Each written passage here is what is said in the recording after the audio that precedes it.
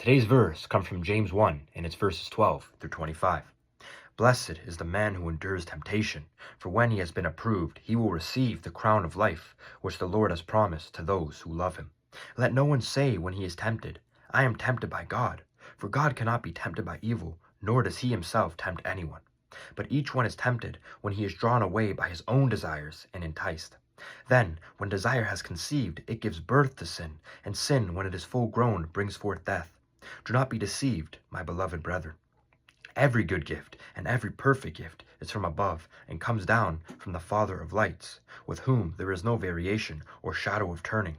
Of his own will he brought us forth by the word of truth, that we might be a kind of firstfruits of his creatures.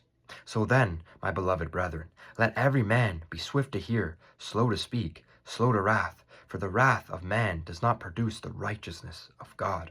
Therefore lay aside all filthiness and overflow of wickedness, and receive with meekness and the implanted word which is able to save your souls. But be doers of the word, and not hearers only, deceiving yourselves. For if anyone is a hearer of the word, and not a doer, he is like a man observing his natural face in a mirror. For he observes himself, goes away, and immediately forgets what kind of man he was.